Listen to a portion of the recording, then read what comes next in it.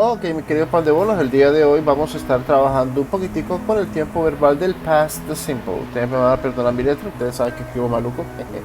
El tiempo pasado simple o el past simple se utiliza básicamente para describir una acción que ha sido realizada en el pasado, obviamente, pero que a su vez fue finalizada en él. Ahora, usted dirá, pero profe, o sea, eso está como raro. Vamos a verlo con esta línea de tiempo. Tenemos el pasado, tenemos el presente y tenemos el futuro. ¿Estás escuchando esa bulleta? Es mi abanico. Hace mucho calor, usualmente lo apago cuando grabo, pero carajo, hoy no. Está demasiado caliente el día. Santa Marta está muy caliente. Bueno, entonces, el pasado simple es una acción que nosotros realizamos y finalizamos en el tiempo pasado. ¿Listo? Usualmente el pasado simple va a tener algunas características. Una de esas características es justamente la presencia de una expresión o una cláusula de tiempo. La expresión y las cláusulas de tiempo siempre van a ser palabras, frases o incluso fechas que nos indican que la acción ha sido finalizada en el pasado. La palabra clave es last, que puede ser combinada con cualquiera de las expresiones de tiempo que usted pueda pensar. Por ejemplo, yo puedo decir last year, puedo decir last week, puedo decir last month, ¿sí? Last second, last hour. También puedo decir last night. Y todo eso va a indicar que fue el año pasado, el mes pasado, la semana pasada, last night, anoche, the last class, la clase pasada. Otra de las palabras claves que podemos mirar es justamente la palabra ago, que al igual que last se puede mezclar con cualquier término que indique tiempo, pero hay una diferencia fundamental, y es que no la vamos a colocar antes de la expresión de tiempo, sino que la vamos a hacer después. Entonces yo puedo tener aquí year, por ejemplo, a year, puedo tener a 2 weeks y puedo tener quien dice 5 months, ¿verdad? Y entonces yo digo a year ago, 2 weeks ago y 5 months ago. O sea, un año, hace un año, 2 weeks, hace 2 semanas, 5 months, hace 5 meses. ¿Vale? Y por supuesto, la palabra por excelencia del pasado es la palabra yesterday. Yesterday. Que significa justamente ayer. ¿Vale? Entonces el pasado simple va a ser usualmente, ojo, va a contener una cláusula de tiempo. Otra característica del pasado simple es justamente que sus verbos van a ser en pasados. Obvio, microbio, pero a su vez hay que entender que existen dos tipos de verbos en inglés. En pasado simple nosotros manejamos los verbos que son regulares y tenemos los verbos que son irregulares. Los verbos regulares se caracterizan porque tienen que o siempre van a finalizar en ed, mientras que los verbos irregulares ellos cambian por completo. Vamos a poner un poquito más bonito. Ellos o cambian por completo o no cambian por completo. Vamos a colocar la palabra same. O cambian o sencillamente no cambian. Y aquí vamos a demorarnos un poquitico de cómo identificar los verbos regulares y cómo podemos ver o también pues notar cuando un verbo es irregular. Los verbos regulares, ojo, como vimos anteriormente, ellos van a estar siempre terminando con una ed final, ¿sí? Por ejemplo, yo tengo el verbo walk, voy a decir walked. Tengo el verbo work, y voy a decir worked. Yo tengo el verbo, ¿qué te digo yo? Study, y voy a decir entonces studied. Profe, me acabo de dar cuenta que usted cambió la I latina o Y, perdón, por una I latina y una ED. Bueno, eso usualmente sucede cuando nosotros tenemos una consonante con una Y. Si eso pasa, uno sencillamente quita la Y y coloca una I latina y le pone su ED normal, tal cual. ¿Listo? ¿Y qué pasa cuando nosotros tenemos un verbo que es como, por ejemplo, love o el verbo hate, que ya tienen una E? Bueno, lo más fácil del mundo. Sencillamente le agregamos una D. Love, loved y hate, hated. ¿Sí? ¿Qué pasa cuando tenemos verbos como stop o el verbo plan? Que tenemos doble P al final con la ED y doble E en el final con la ED. ¿Qué sucede ahí? Bueno, lo que pasa sencillamente es que stop es un verbo al igual que plan de una sola sílaba y tiene una secuencia de consonante, vocal, consonante. Cuando eso sucede, duplicamos la última consonante y le agregamos la ed, de manera que entonces él va a quedar tal cual como movemos acá, stopped. ¿Sí? Lo mismo sucede con plan, doble N y se coloca ed. ¿Por qué? Secuencia de consonante, vocal, consonante. Algo parecido sucede con el verbo travel. El verbo travel en inglés americano se coloca con ed nomás, pero con inglés británico usualmente uno lo encuentra como traveled. ¿Listo? Hay verbos de dos sílabas, que esos verbos de dos sílabas, cuando el acento cae en la segunda sílaba y esa segunda sílaba tiene esta secuencia, uno también le duplica la última consonante y le coloca ed. Básicamente entonces esas son las tres reglas cuando tenemos nosotros verbos irregulares. Cuando usted tiene verbos irregulares, regulares, usted sencillamente le agrega la ed. Si en el caso que usted tenga una consonante con Y, sencillamente cambiamos la Y por I latina y le ponemos ed. Pero tiene que ser consonante. ¿Qué pasa con verbos como el verbo play? El verbo play, usted sencillamente le coloca play la ed sin ningún problema. ¿Por qué? Pues obviamente porque esto es una vocal, no una consonante. Recuerda que la regla dice que es consonante. Y cuando tienes un verbo de una sola sílaba y este verbo tiene la secuencia consonante, vocal, consonante, duplicamos la última de las consonantes y le ponemos la ed. Esa es la regla de los verbos los verbos regulares, perdón. Los verbos irregulares, por otro lado, pues básicamente son verbos que no siguen una regla, de ahí su nombre irregular. Irregular significa que es irregular, ¿vale? ¿Qué sucede con un verbo irregular? Hombre, lo que te acabo de decir, o ellos cambian por completo o no cambian. Un caso de esto es el verbo eat, que decimos entonces ate, el verbo see, que decimos saw, el verbo come, que uno dice came, el verbo drink, que uno dice drank, ¿sí? Etcétera. Algo interesante de los verbos irregulares es que no solamente cambian por completo, sino que también quedan igual, como es el caso del verbo bet. Uno dice bet, bet, cut, cut, put, put. Y así hay verbos que sencillamente no cambian. Una de dos. Tienes dos categorías allí. O cambian por completo, como es el caso de estos verbos acá, o sencillamente quedan iguales, como es el caso de estos verbos acá. ¿Ves? Eso es el tema con los verbos irregulares. Algo chévere de los verbos irregulares es que ellos son los verbos más comunes que utilizamos nosotros en el español. Vamos a colocar aquí vocal para que sepan. ¿Cómo así que son los verbos más comunes que utilizamos en español? Piénselo.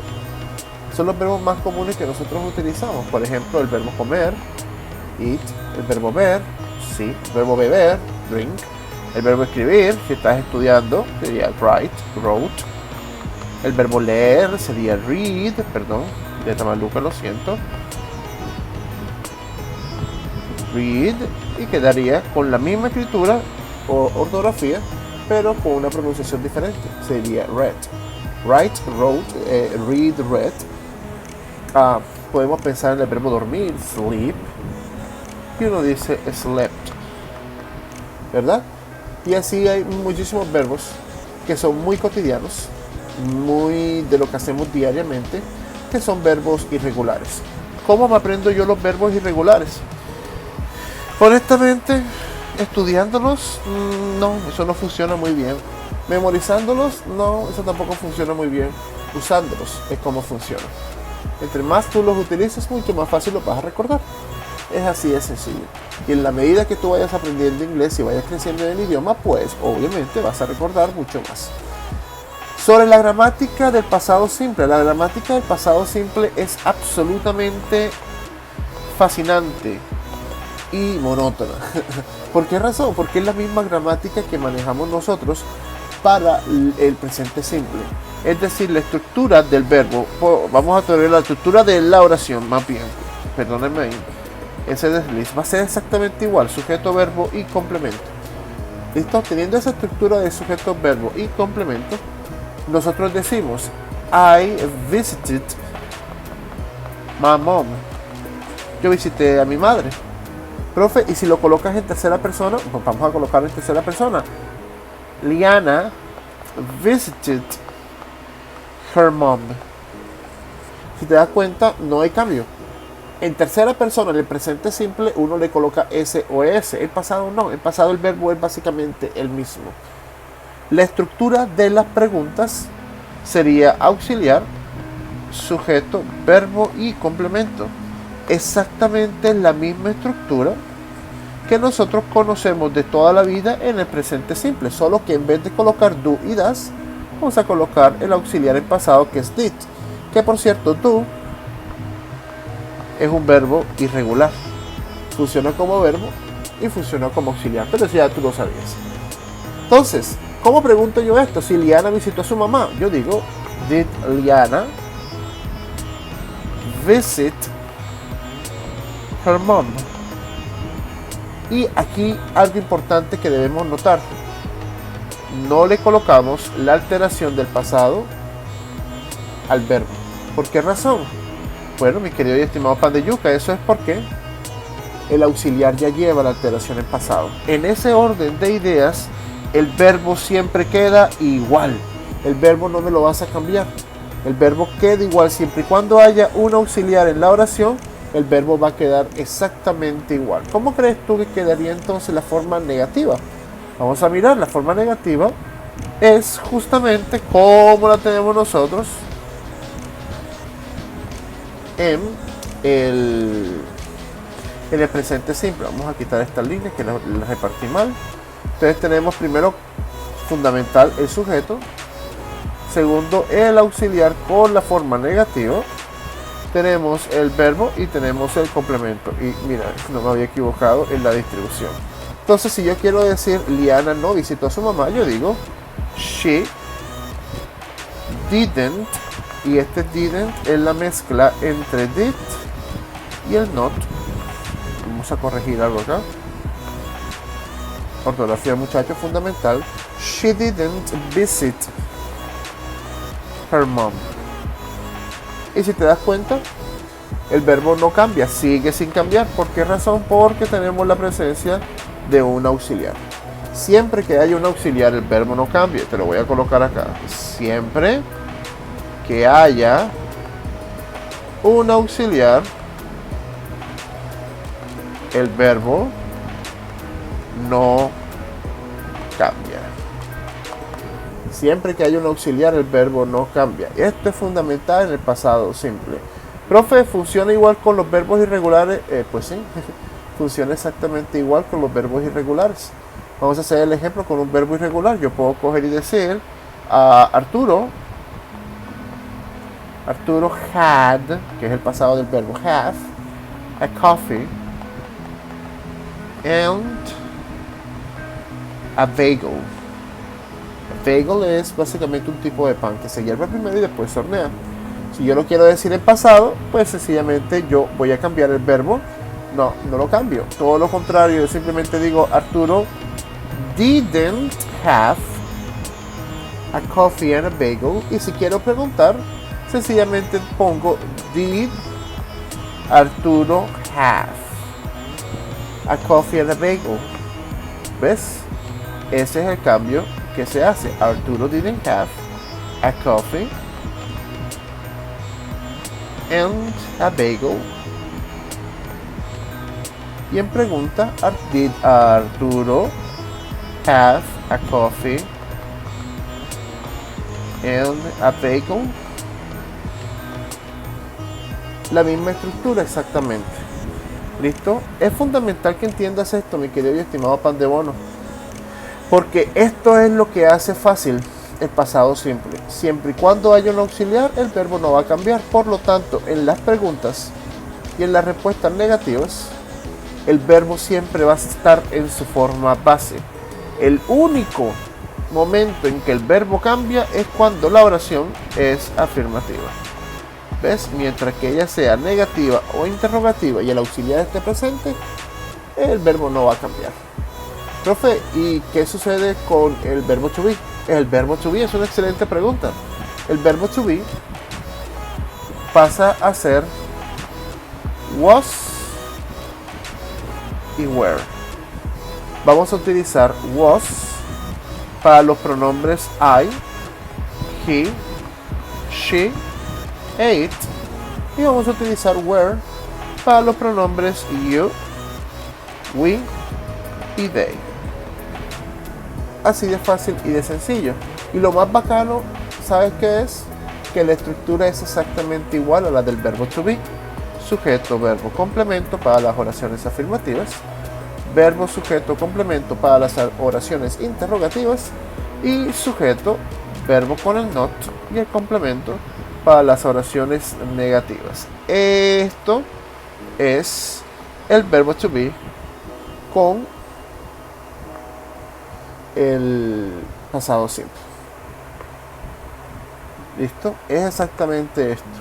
Vamos a ver unos cuantos ejemplos como para no dejarlo ahí en el aire. Entonces yo digo lo siguiente: I was in my house.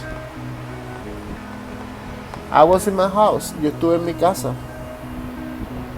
Where, perdónenme, escribí esta también mejor. La ortografía maluca. Were you in your house? Were you in your house? Y no. I wasn't in my house. ¿Ves? La misma estructura. Lo que cambia son las formas del verbo to be. En vez de colocar am o is, voy a colocar was. En vez de colocar were, voy a colocar, en vez de colocar are, voy a colocar were. Y la forma negativa, obviamente, de was sería wasn't. Perdón. Un pequeño desliz. Aquí estás. Sería wasn't. Y la de were sería weren't. Tal cual. ¿Listo? Esto es todo el pasado simple para ustedes. Así se utiliza. Así manejamos la gramática de los verbos regulares. Los verbos irregulares o cambian por completo o no cambian. La gramática de los verbos de acción es exactamente la misma que el presente simple, teniendo en cuenta que solamente el verbo cambia en las oraciones afirmativas, ya que las interrogativas, perdonen por eso otra vez, las interrogativas y las negativas, el verbo permanece igual, exactamente igual. El verbo to be, igualitico al presente simple, solamente que cambiamos el is por was y el are lo vamos a cambiar por were. Utilizamos was con los pronombres I, he, she, it y were con you, we, they. ¿Vale? Pero es básicamente la misma estructura de toda la vida. Este es todo el presente simple, el pasado simple, perdón. Muchachos, esto no tiene nada en el balón, es bastante fácil de identificar. Y aquí tienen el video para revisarlo cuantas veces necesiten. Si tienen alguna pregunta o duda, no duden en contactarme. Un abrazo, muchachos.